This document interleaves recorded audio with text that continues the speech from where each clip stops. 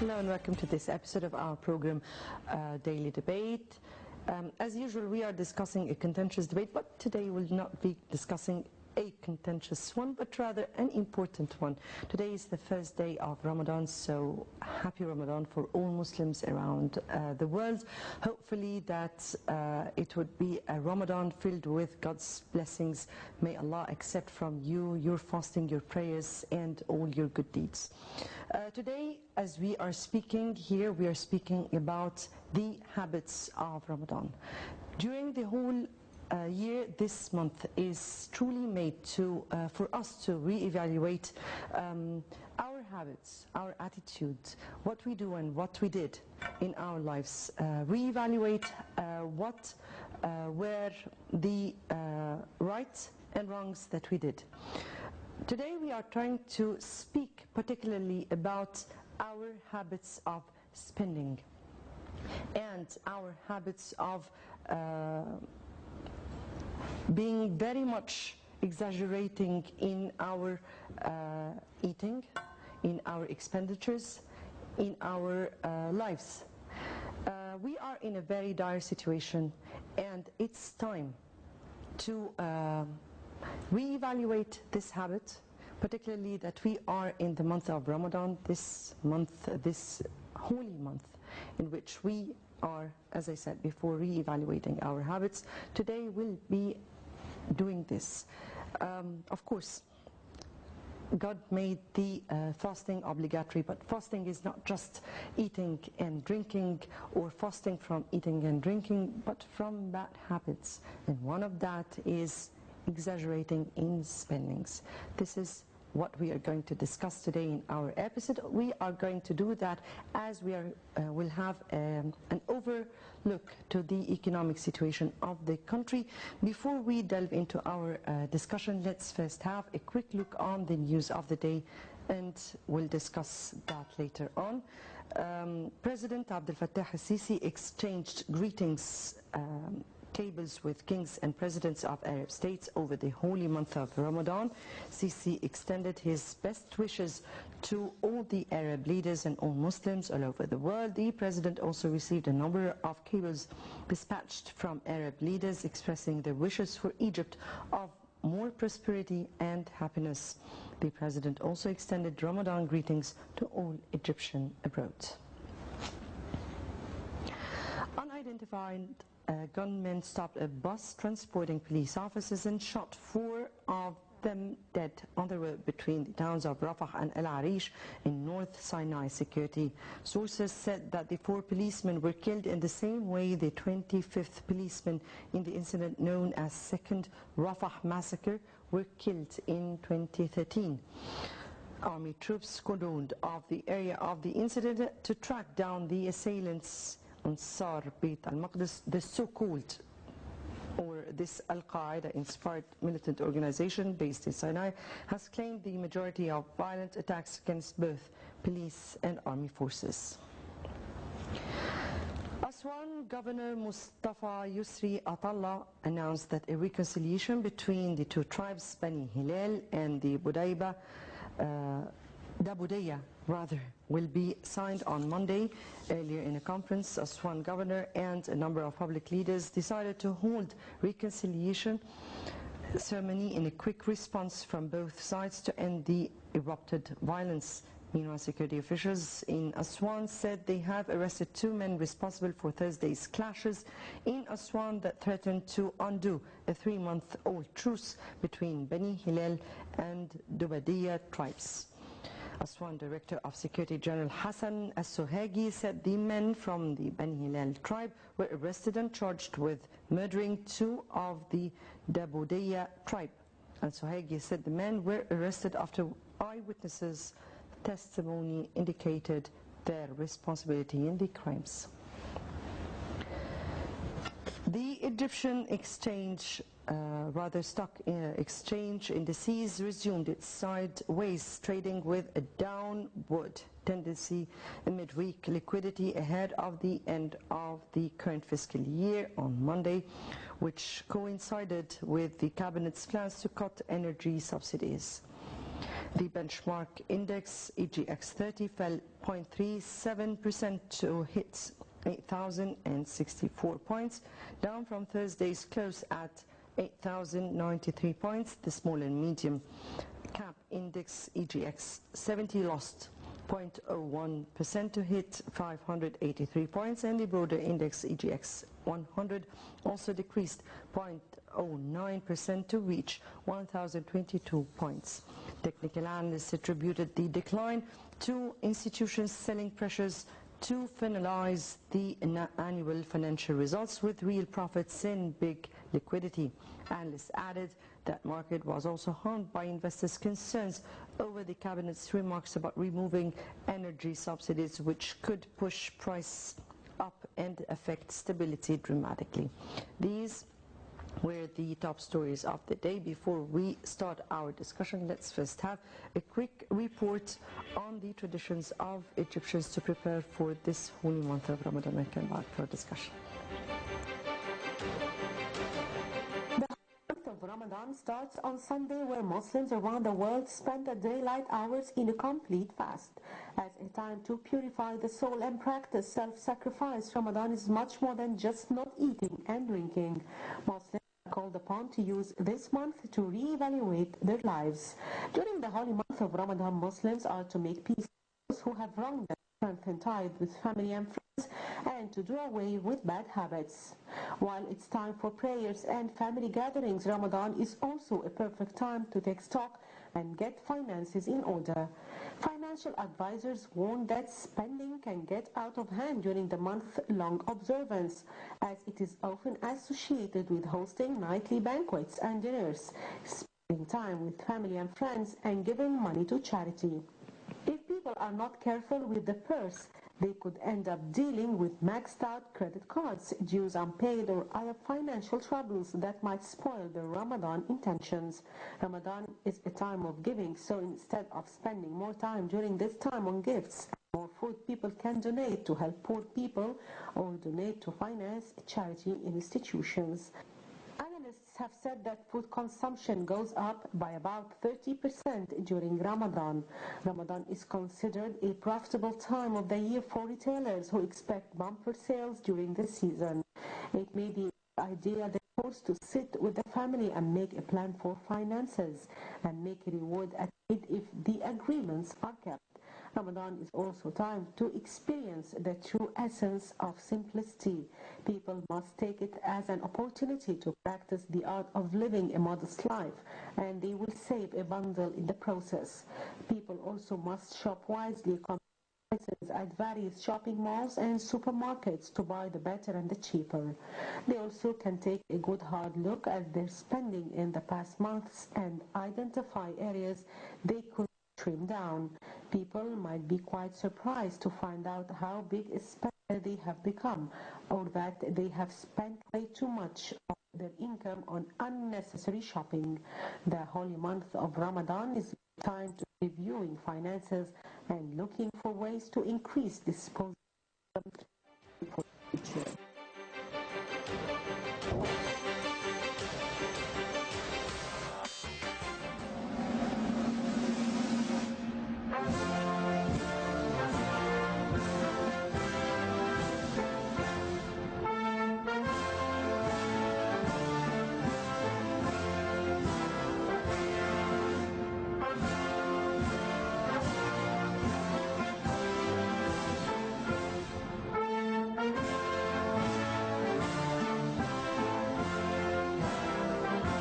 بأجيال قوية أحقق أمانيكي، بإيدي أبنيكي، أجتهد لأعطيكي، أخضر أراضيكي.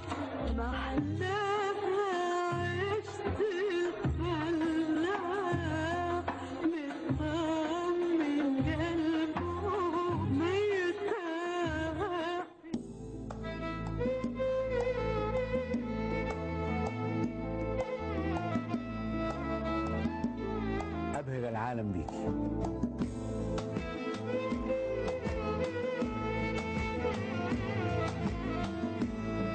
جميلة بكل ما فيكي.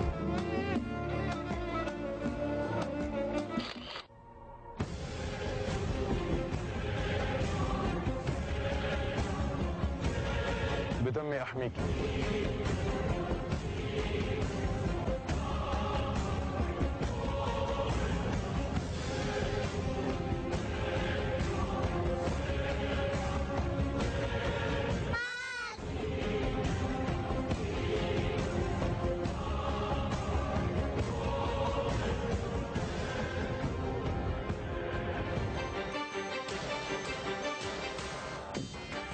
Welcome back, and as we said at the very beginning, we'll be discussing our habits in Ramadan through an overlook to the economic situation of the country. And I have with me tonight Dr. Mehna, Professor of Political Science. Thank you very much for joining us. Dr. Mustafa Rida, Economic Expert. Thank you very much for being with us. And let me first have a general look on the Egyptian habits during Ramadan.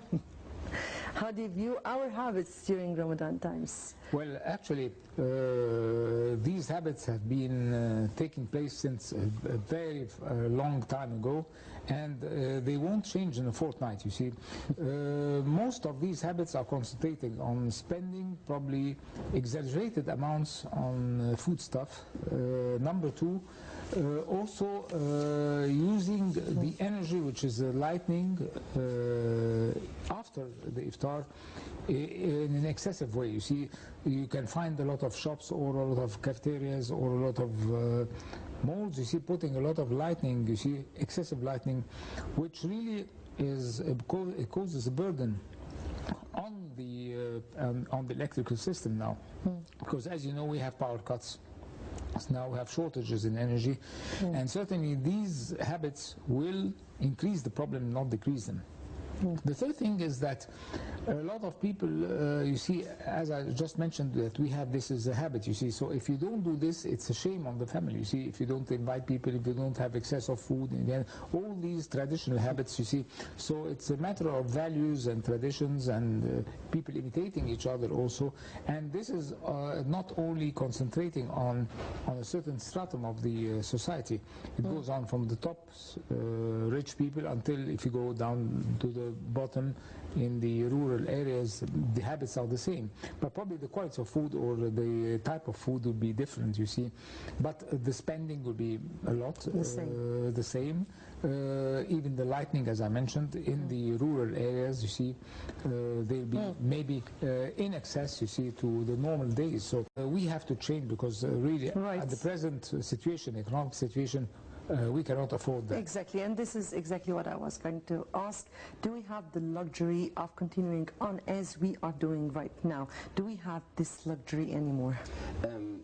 First of all, we really don't have that luxury anymore, because we have major shortage in energy in all aspects of energy, and unfortunately the bad habits practiced by a number of citizens will have a negative impact on the entire nation. At the moment we have a power shortage, we have a water shortage, we have electricity, we've got petrol problems, we've got price increase, and we've got over all that 20% wastage in electricity during transfer, and people stealing from the power stations.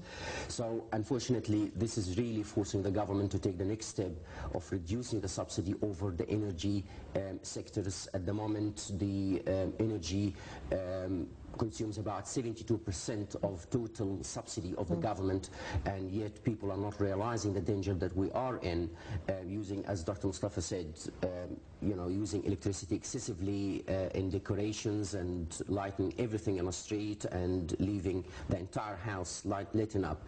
So I think we're going to have to change these habits quite quickly, because we don't have the luxury. It's a necessity now that we are controlling our energy use. So we don't face the rise in the electricity prices. Right.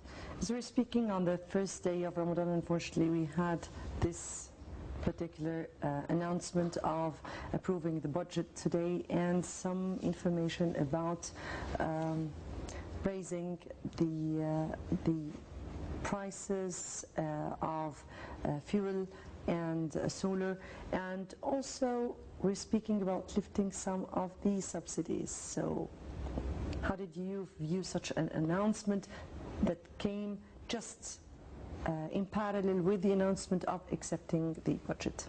Actually, this was a surprise actually for me, because there were contradicting statements from the government ministers.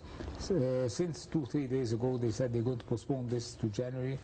Another time they said no, there are plans that we're going to raise the prices. It's inevitable that we have to raise the prices of fuel. So there was no consistency. You see, everyone was speaking a certain channel, and this certainly didn't give a lot of confidence to the street people. You see, today, as you just mentioned now, we are all surprised that even the official newspapers have been mentioning that there will be a definite raise in the prices of fuel, and they're going to raise subsidies on these products. However, the effect on this will be on the prices certainly, because it will affect the transportation first. Most of the transportation of goods and services is done through these devices which use the kerosene and the petrol, you see. So definitely this raise will be moved on or be transferred to the final consumer, which in turn will cause that we'll have a real raise in all prices of goods and services that be provided next year. Right, indeed. Your comment on this announcement at this particular time, and could the government have avoided such decisions? Definitely not. The government doesn't have really the ability or the option to avoid that, or to avoid raising the prices, because there is a major shortage in the fiscal policy or the budget. I just want to go back to how we really got used to the subsidy.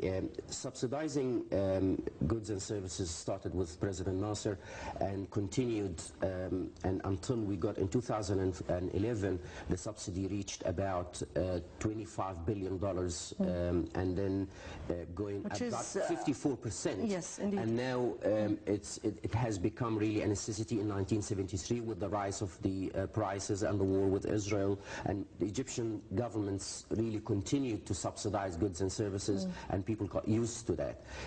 In the last 2-3 years, it's been rising. We expecting even on 2014-2015 budget, there is a shortage of 12% expected. Also, the revenue generated is not going to cover that deficit, so we're going to continue to play in a negative in terms of figures. The government doesn't have really any option at this stage. We've got to increase the prices of the energy and reduce the subsidy.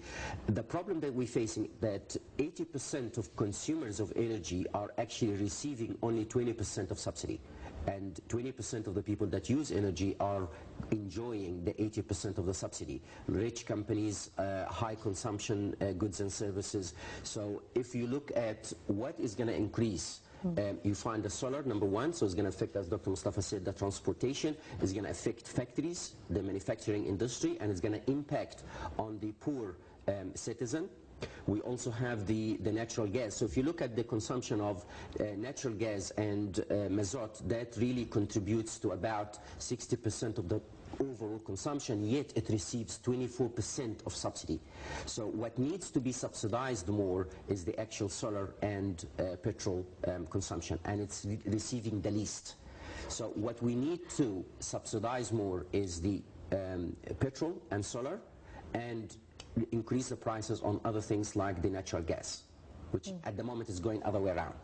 You mean here that we need to let the subsidies on the fuel, on the fuel and petrol increase in and other the, areas. and the solar, That's right. and increase it on natural gas, coal and other resources. That's right, because the consumption is actually more on the solar. So when you increase the solar prices, it's going to have a larger impact on society. And we've got taken into account that we've got 42% of people below the breadline. So 42% of the Egyptians are poor. So definitely they will be affected heavily by transportation, food prices, shopping. Let me take Dr. Mustafa Rida's opinion on this. And here Dr. Mehna spoke about such a negative impact on the poorer people if we do raise the subsidies from fuel and solar. So from your point of view, will this really reflect on the poor people in a way that will really really affect dramatically their lives, and how? Definitely, yes. I'll tell you how. Because these poor people, they have a fixed income. It's not a flexible income. You see, they are not probably merchants or traders or businessmen that their income fluctuates. One day it's up, one day it's down.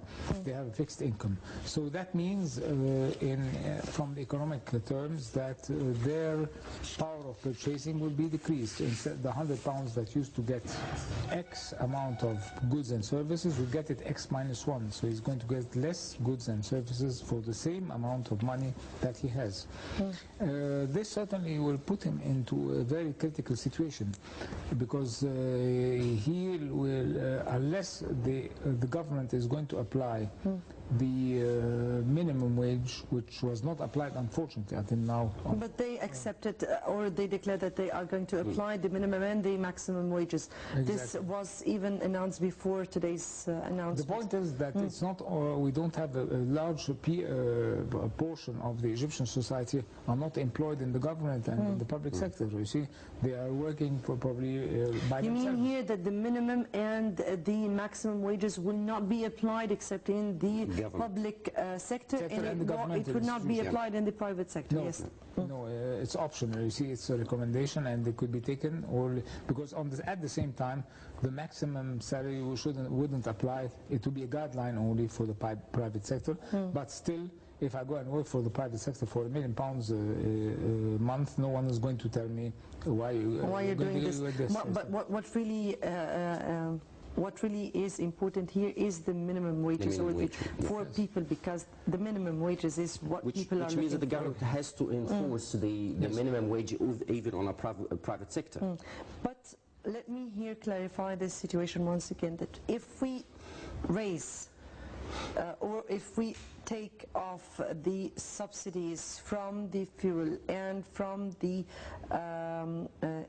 solar, that would rather reflect negatively, because the government said that they are going to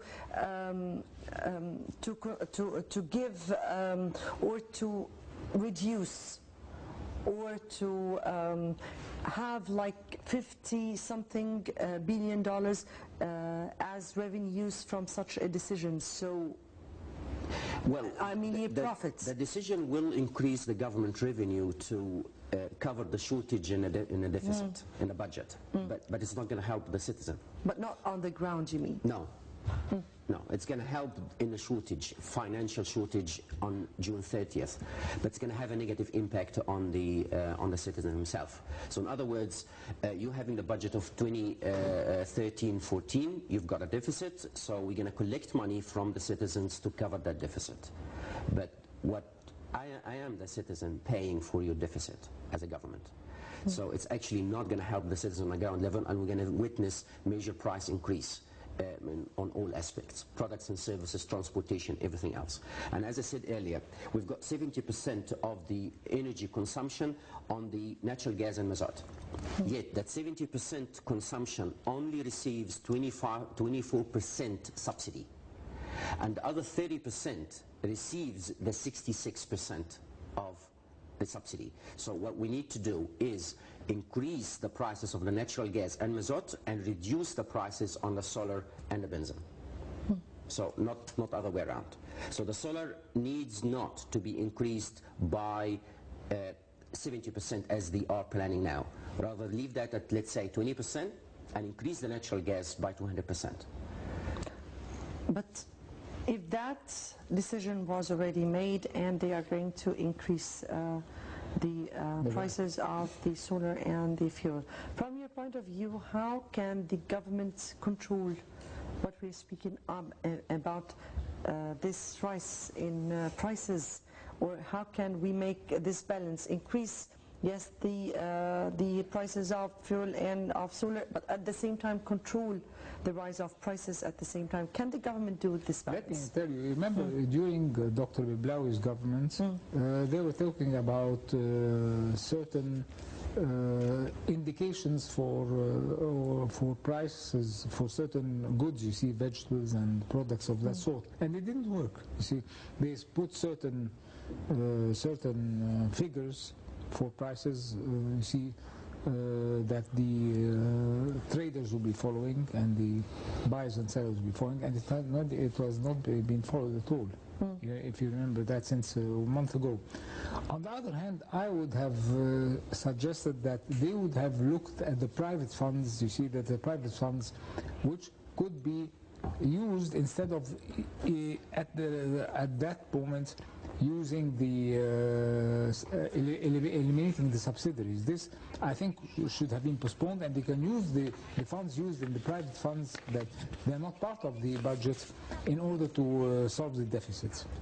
That was my idea. I thought they'd be, because these private funds used to be used to finance the increase in paying the high salaries that some of the government employees and advisors which used to work for the government used to get 30 and 40,000 pounds a month, you see. And so all these, you see, they want to eliminate all this. So why didn't take this private fund and use it to put it in the budget? You mean here reviewing the expenditure? But we'll be speaking about this in our show, but before we go to this discussion, let me first have, as we were speaking about the rise of prices and all, we had this report from the markets saying how the markets are going on, especially in Ramadan, and we'll come back for discussion.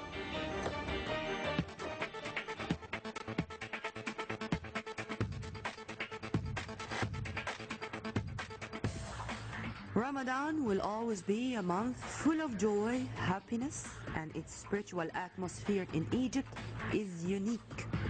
When they go to buy Ramadan yamish, nuts, dates, almond, apricot, or amaradin, the Egyptians' faces show their eagerness to receive those 30 days the same way their grandfathers did for hundreds of years.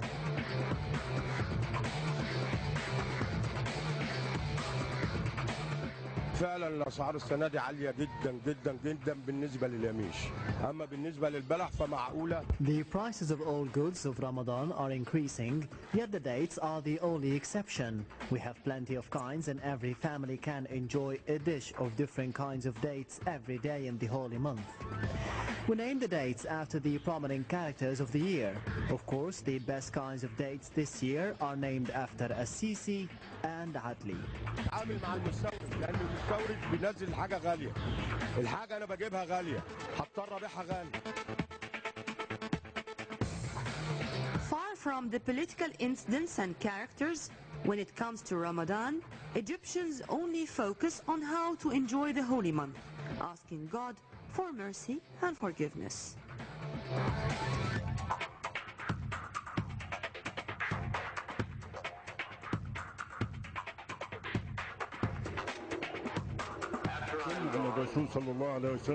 To break your fasting eating dates is a habit we have taken from Prophet Muhammad, peace be upon him.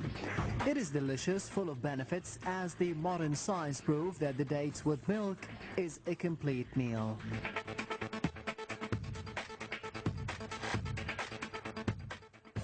As Egypt is starting a new era, Egyptians want the holy month this year to be also a different start. Work, production, unity, sense of belonging, and praying for the sake of Egypt, for the sake of the whole Arab and Islamic nations, for the coming generations. Happy Ramadan. Nermin Abdurrahman reporting for Now TV International.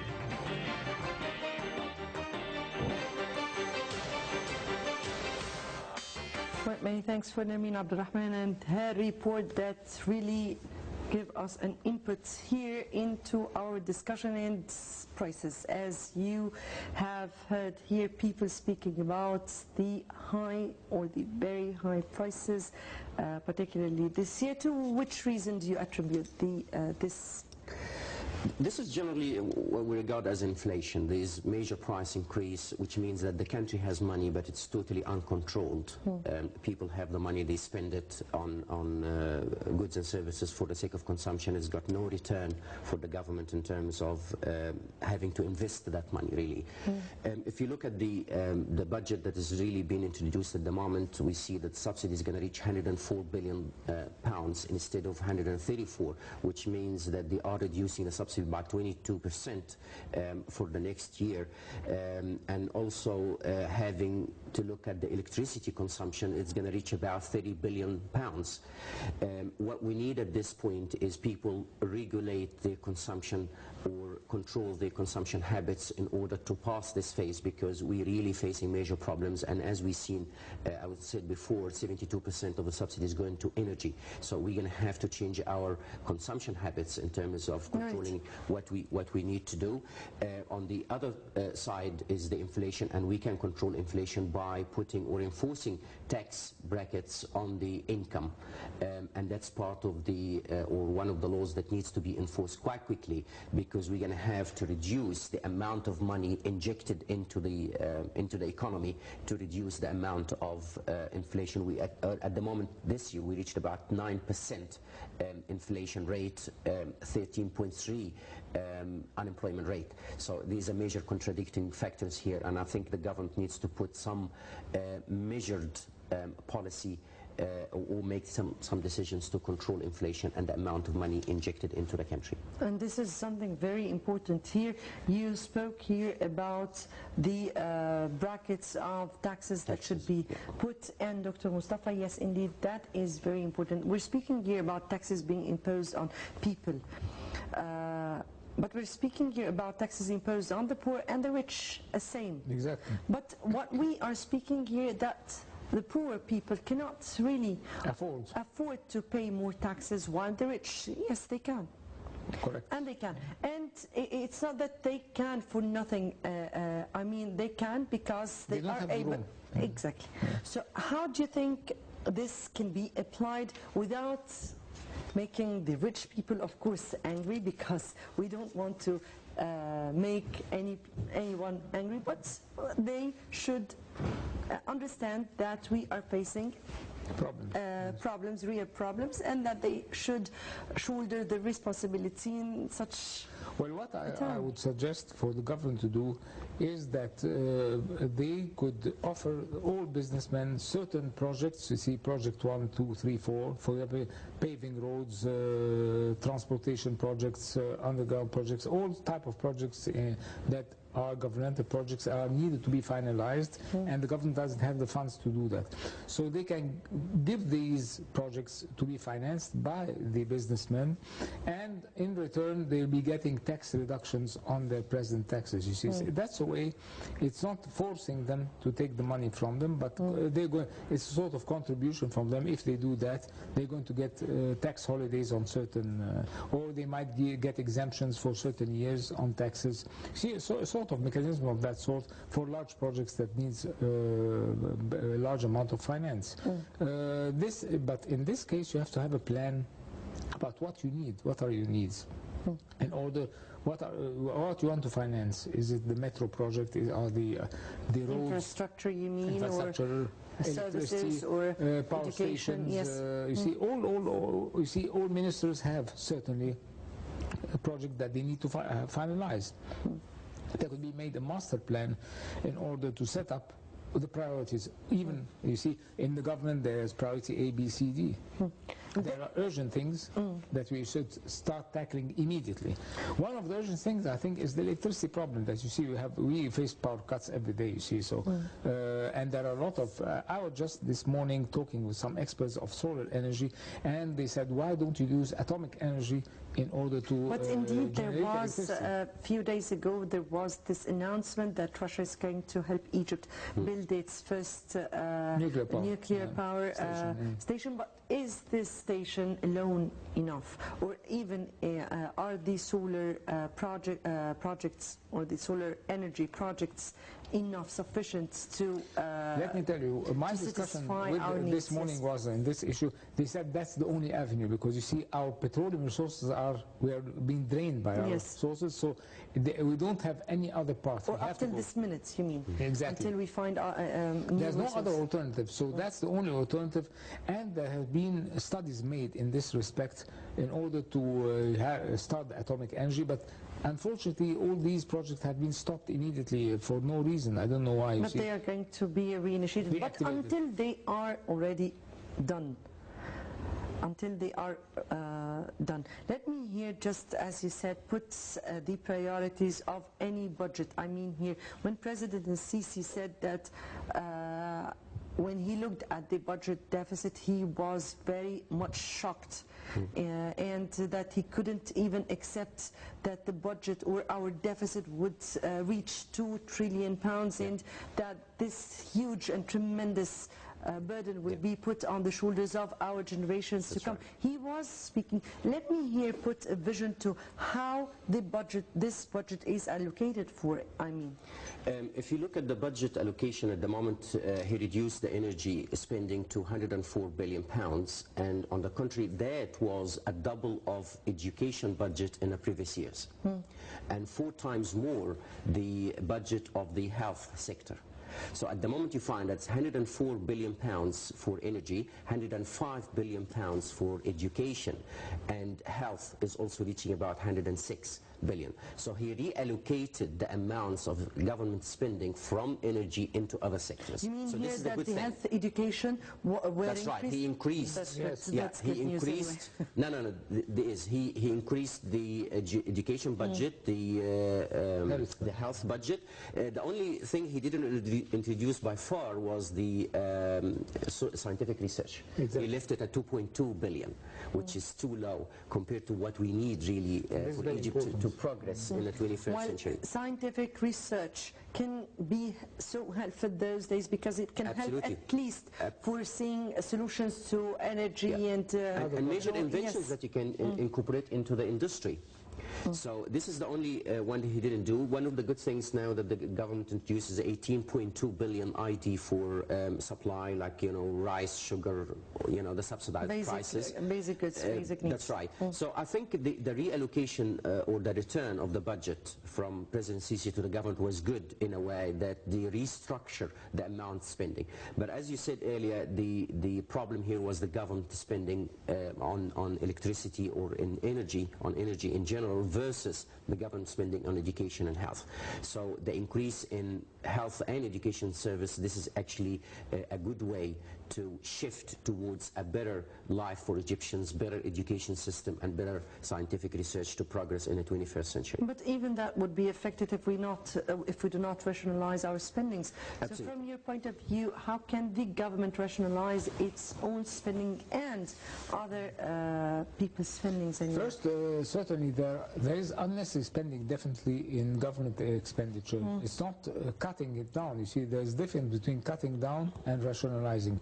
Rationalizing means that I try to eliminate the unnecessary expenditure. For example, the advertisements when somebody dies or someone gets promoted, you see in the newspapers, these cost hundreds of thousands of pounds, you see.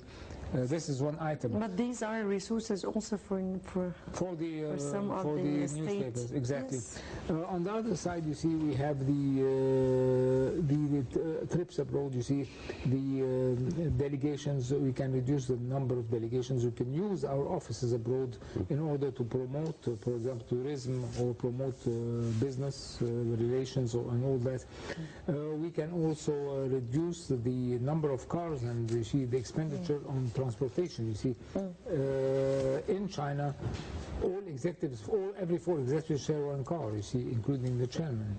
Certainly you can do certain austerity measures which can be taken in this respect. On the other side, there is a lot of unnecessary expenditure in the budget, in the government budget, you see. I'll give you an example. In the Gezira Zamalek, you see, they built I don't know who did that. They built a large tower like that and put the flag. You see, this cost £1 million. You see, I don't know who financed that, and the flag is not even so clean. You see, and now it's been cut down. You probably can see it if you go through the October Bridge. You'll find it on the right-hand side. It's quite like a tower. I thought it was a communication tower, but when I asked, they said no, they built this to put the flag and the flag. This is an example, you see. You can find thousands and thousands of examples of unnecessary spending, and I'm sure that we can reach a very good solution in that. Mm-hmm. So we have an important step here, or two initiatives. One made by the Gulf Friends, one by President Sisi. The first one was the Friends of Egypt conference, and what should be the expectations out of it? Do we really need a kind of aid and donations as as people spoke about, or do we need a kind of promoting to our abilities and capabilities and investment opportunities in order to This is exactly the problem, that we got used to the culture of begging, the culture of aid, instead of the culture of production. So what we need to do, first of all, we thank Saudi Arabia, Kuwait and Emirates for their initiative. But here Egypt needs to be a partner, not a beggar. Egypt needs to be a partner in that development. And I think the initiative taken by the Gulf states is actually part of reopening the talks and negotiations with all Arabs to activate or reactivate the role of the Arab League to become part of a regional trade bloc. So what we need at this point is use that initiative to become part in a bigger economic system that includes all Arab states, that is similar to the European Union. In terms of the initiatives that's taking place in Egypt in terms of participating into the account opened by the central bank, again, this is a good thing to start with, but we need to start learning to be productive, not just collecting money. Yes, I can understand, but we don't want to mix here the two initiatives. Let me first stick to the one. The Arab one is a state-level initiative. Actually, what I was speaking about is what could be a government's vision in such a conference. I mean here, do they have a complete vision towards how to promote for Egypt's potentials and capabilities in such a conference in order to be able to attract the investments here? What I expect from the government actually, that they have to do their homework properly, because these guys will be coming here, the Arab states, they're going to listen to us, what are we going to do with this money? Exactly. You see, and this is very important. If you don't... and how they will have their share of profits. Exactly. Because nobody's going to put the money with... what is the rate of return on these projects, you see? So there has to be a study, and they can use consultants and people which are experts in studying these projects, and there have to be documents and presentations, detailed presentations with correct figures, you see, not fake and giving rosy results, you see, realistic, and asking, we have project 1, 2, 3, 4, 5, this project will be needing such and such funds, and we're going to be able to give this, and we will be in need of that, you see. It should be all detailed. On the other side, it should tell us what is the rate of return on this project, how much we're going to, what is the gain? Is it, because you see a lot of projects, like the Turkey project, you see, it's not, I assume it has not been studied, and a lot of money has been dumped there, and the project is now, no one listens about it, you see. So it's in the end going back to the point of making Egypt a partner rather than just receiving aid. Yes. So making a partner, having an investment plan, as you kindly said, and put that on the table and get these people to invest. So being a partner rather than just receiving an aid. So changing our mindset. We're not going there to get money, we're going there to be partners in a regional economic trade bloc. And as you spoke about this, what would be the role of the private business or the private sector here? Definitely. And I'm speaking here about rich businessmen, Egyptian businessmen and large entities. Corporations. We've got to be fair with them. These people have worked hard.